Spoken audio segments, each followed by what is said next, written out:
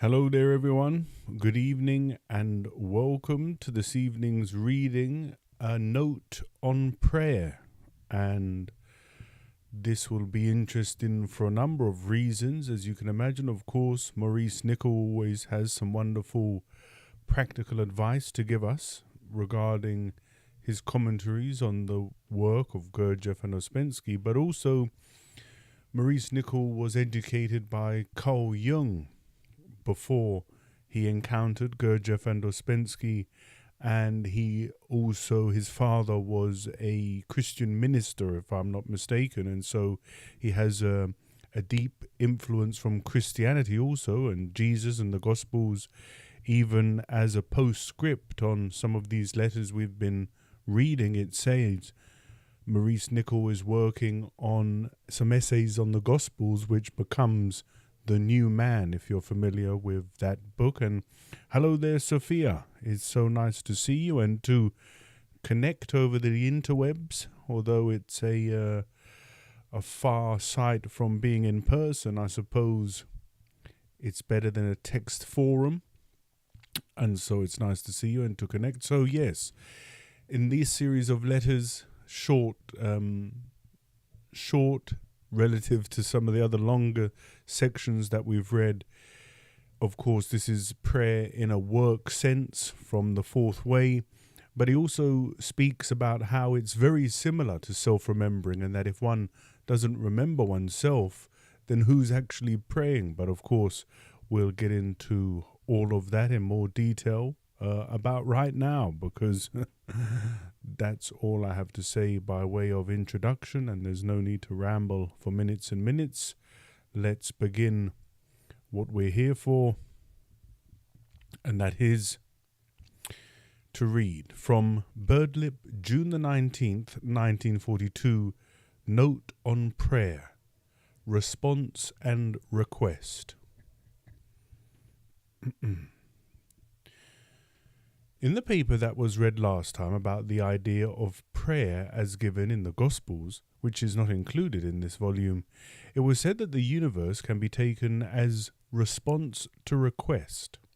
Man requests, and the universe in all its full and total reality, outer and inner, responds according to the request.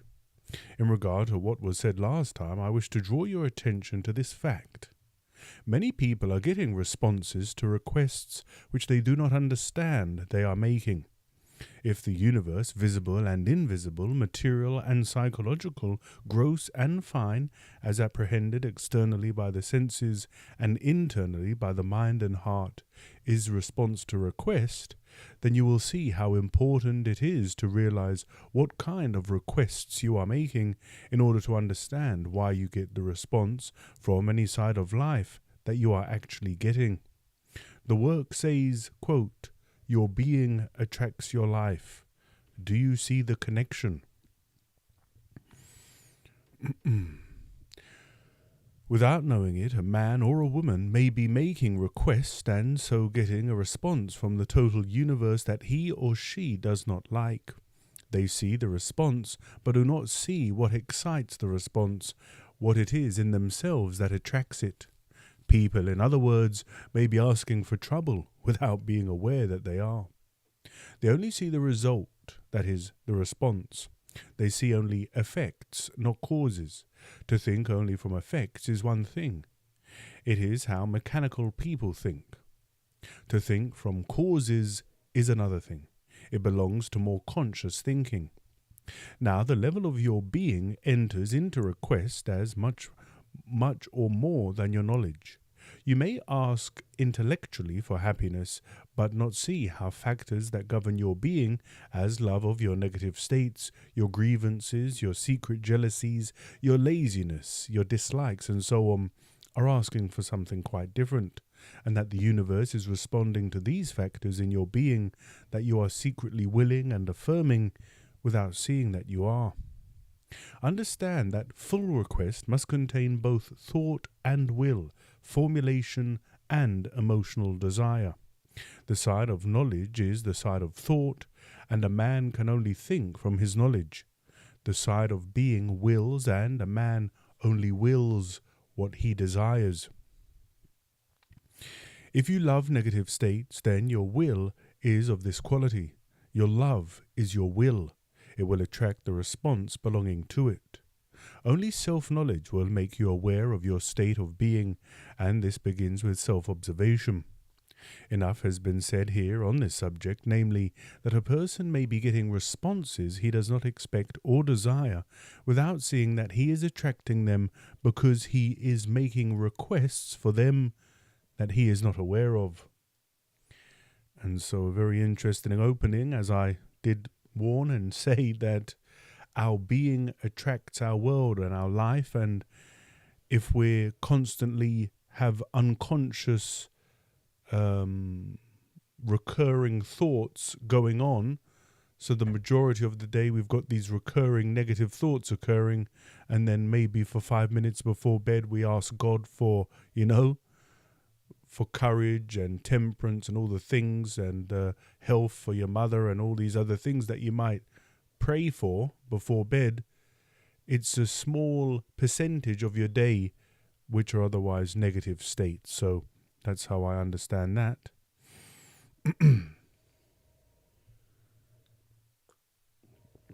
And sorry, just one more digression. The Buddha in the opening stanzas of the Dhammapada says, our life is shaped by our mind.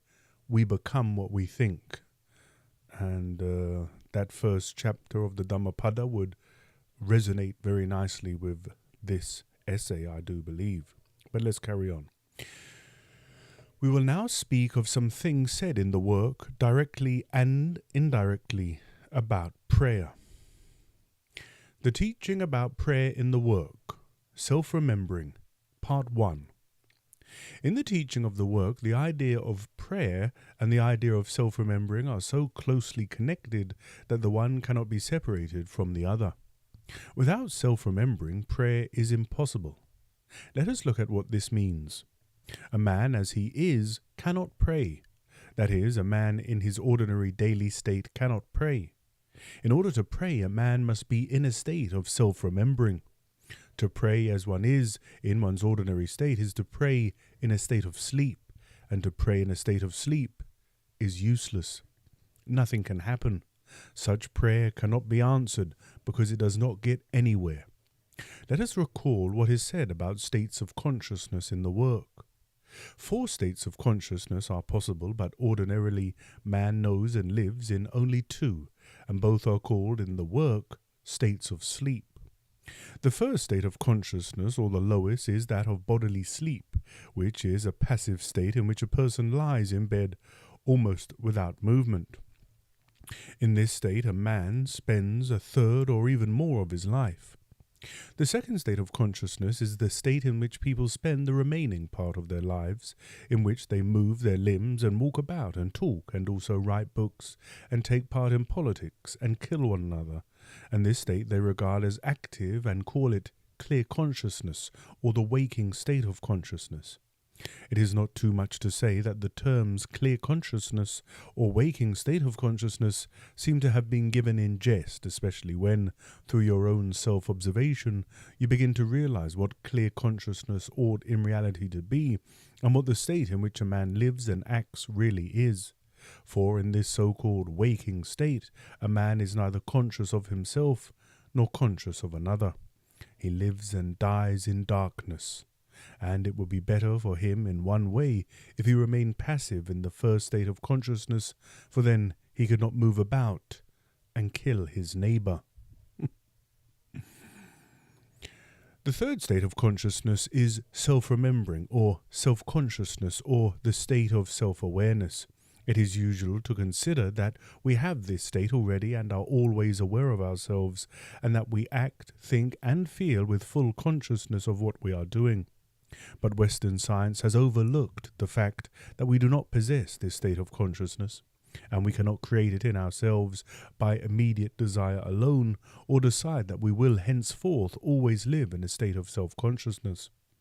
But this third state constitutes the natural right of man as he is, and if man does not possess it, it is because of the wrong conditions of his life. Today, this state of consciousness occurs only in the form of rare flashes, and it is only by long practice, by trial and error, that a man can begin to re-establish a state of self-remembering in himself. And here we have a nice diagram that speaks to the 4 states of consciousness. So we will let's start from the bottom, as Maurice Nicoll has. Darkness, the first state. Sleep with dreams, man dreaming, body quiescent, man as passive machine, passive to dreams. The second state, so-called clear consciousness or waking state, body active, man as walking and talking machine, not properly conscious, man as sleepwalker, man active to his dreams. And so here, if you see, it says no help possible for the man asleep.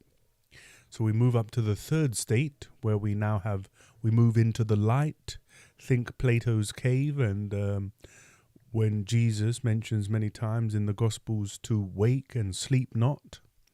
The third state, self-consciousness, awareness of I and self-remembering. And the fourth state is objective consciousness, where a man can see things as they really are.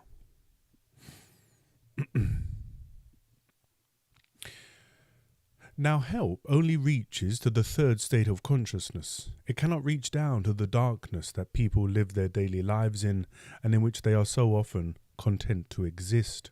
Therefore, to pray from the state of sleep, to pray from the so-called waking state, is like dreaming that one is praying, for in this second state of consciousness we are also dreaming and everything is unreal, only we do not notice that we are doing everything in a dream unless we experience a moment of consciousness belonging to the third and fourth states of consciousness and see the contrast. So when a man prays, he must remember himself. He must be conscious of himself and of what he is praying for. He must feel the meaning of everything he says and feel himself saying it. He must feel it is really I in him that prays, and not a set of frightened little eyes or a set of mechanical eyes formed by habit. And finally, a man can neither pray nor remember himself unless he feels there is both a higher state of himself and something higher than he is. We must now consider the fourth state of consciousness in connection with all that class of praying which can be called praying for enlightenment. When a man prays for enlightenment, he prays that he may see things as they really are, apart from his imagination and his subjective ideas. In the religions of all nations there are indications of the possibility of such a state of consciousness, which is called enlightenment, and other names, but which cannot be described in words, for it transcends all words. When a man prays for enlightenment, he prays for objective consciousness. But he must first be in the third state of consciousness, for it is only this third state that can be touched and can retain the meaning of any experience or help coming from those who are at a level of the fourth state of consciousness. But you must realize that if a man prays for enlightenment, say, about himself, he is praying to awaken, and if a man fully awoke to himself and saw himself as he really is, that is, objectively, he would go mad. It is better to think of praying for more understanding, but of course this is useless if you make no effort to understand better for yourself. If a man in the works neither on the line of knowledge nor the line of being and merely prays for more understanding, his view of the universe is very naive. He must realize the harshness of things and the price that must be paid and get rid of childish and sentimental views. I must repeat that to pray for something you should work for and can, if you try, is quite idle. But people take idle views and cannot wake up to their own danger. You must fight for the work and fight to keep it, and you will not keep it unless you jump and catch hold of its rope and insist on holding on to it, and that might be worth repeating. You must fight for the work and fight to keep it, and you will not keep it unless you jump and catch hold of its rope and insist on holding on to it. So A very simple question to ask at the end of the day is, how often did I remember myself? How often did I remember the work? How often did I remember Gurdjieff? All of these things, if you come to the end of the day and you didn't remember yourself or the work or Gurdjieff, then, well, inshallah, God willing, you'll have another opportunity tomorrow, but nothing is promised. The Three Brothers in a Man, Part 2. The next thing that the work says of prayer is that all three centers in a man must pray. To begin with, if only the mind prays and the heart does not, there can be no response.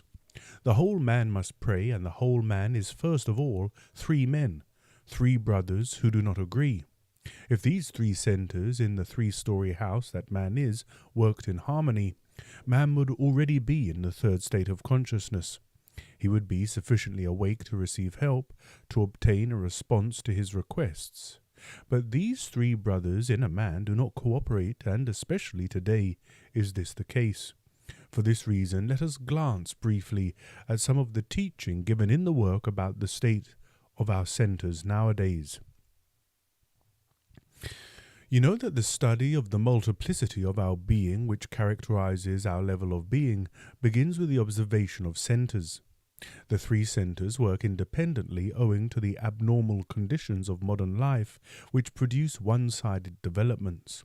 Every conscious perception and every manifestation of a man, everything taken in and given out, should be the result of the coordinated working of the three centers, each of which should furnish its own share of associations and knowledge and experiences. In place of this, the working of these different centers is almost entirely disconnected nowadays. In consequence of this, the intellectual, emotional, and instinct moving centers do not cooperate with one another, and so correct and complement one another, but, as it were, travel along different roads which rarely meet. For this reason, man is very rarely conscious, and again, for the same reason, man is, to begin with, not one individual, but three distinct people that are not in harmony. The first thinks in total isolation from the rest, the second feels in the same way, and the third acts mechanically, according to long-established habits. If development were normal, these three men in a man, the intellectual man, the emotional man, and the instinct-moving man, would form one single man in harmony with all the different sides of himself. As it is, man is in himself in a condition of disharmony. He is first of all three men, three brothers, who rarely agree, and who indeed spend their time in frustrating one another, quarrelling with one another, and each dominating the other in turn. Any general result of their combined action in which each of them is in agreement, and each signs his name, so to speak, to the agreement, is thus very rare. But when this does happen, the man is at that moment in another state of consciousness. He is, in fact, conscious, in the sense of the work teaching, for he is in simultaneous possession of all his faculties and conscious of each. His consciousness embraces all the centers at the same time, instead of being confined to one or another center or a small part of it at a time. This extension or expansion of consciousness to include at the same time all the centers is not supernormal, but is actually what a normal man should possess. This is the third state of consciousness, the state of self-remembering or self-awareness, which is a man's right and into which he is born, but which he loses very soon owing to the effect of the sleeping people by whom he is surrounded. It is through wrong influences, wrong education, and the wrong conditions of modern life that man has fallen away from this state of consciousness, which is his natural right, and which, if he possessed it, would make it possible for him to act as he does today. Would make it impossible for him to act as he does today.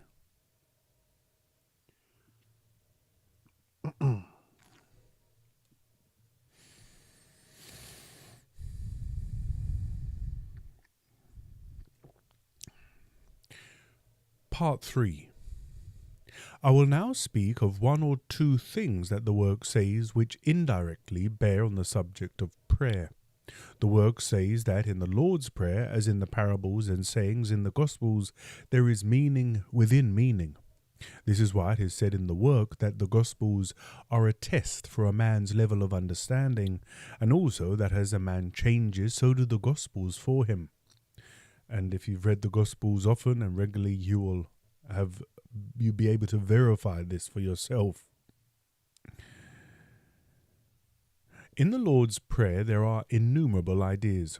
Each phrase has inner octaves. There are so many things in it to a man who has formed the ideas of the work in his mind that to speak at all fully about the Lord's Prayer is to speak about every side and every single thing in the work itself. To read the prayer at times and think of all its connections, beginning with the octave from the divine intelligence of the Son in which man is created, and of all the work says of man and his inner state and what he must do to awaken, is to use the prayer in its real sense. To repeat the words is useless.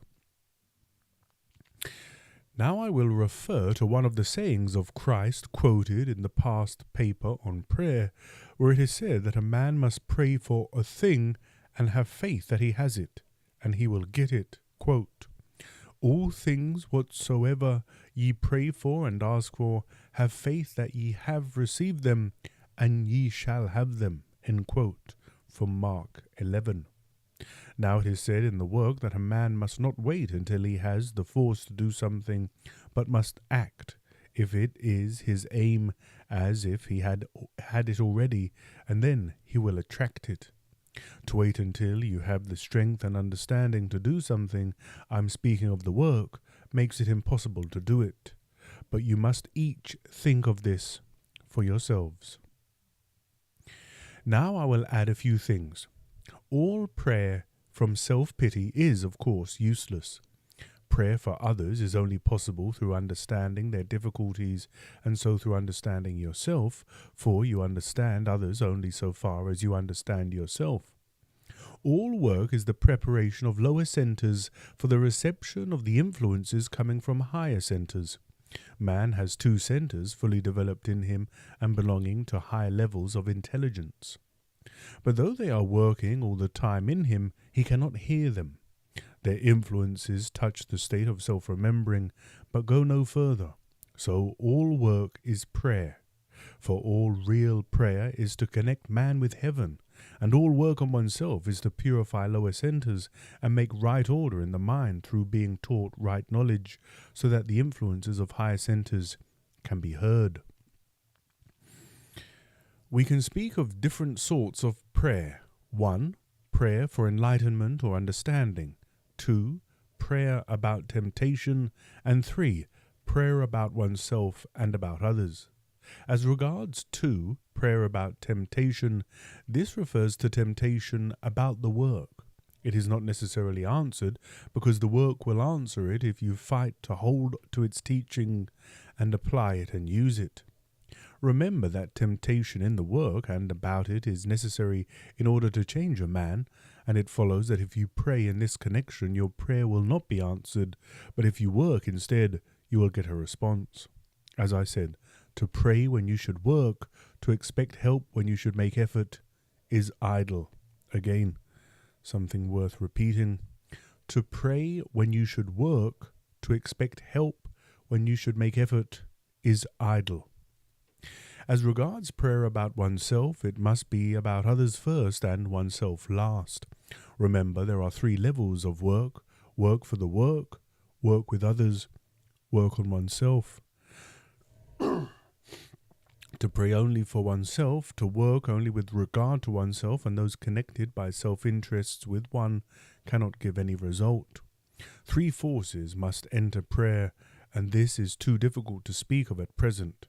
But you will find them in the Lord's Prayer if you think long enough about it.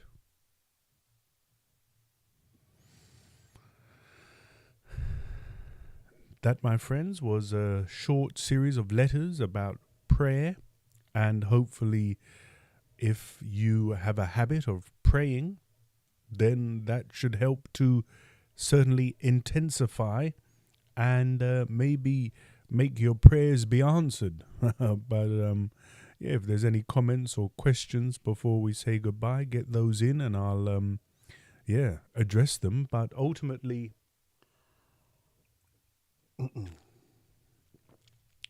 there was a lot there, and maybe I'll just summarize it quickly if no one has any questions or comments. He's begun by saying that our daily chatter and the unconscious eyes within us and the recurring thoughts that are constantly occurring, they often will outweigh any praying that we do. If we spend some time, I've said in the introduction, 5 or 10 minutes in an evening, compare that to 23 hours and 50 minutes, it's offset. If you're negative, as he says there, have self-pity, always identified, expressing negative emotions, and then at night you pray very briefly, it's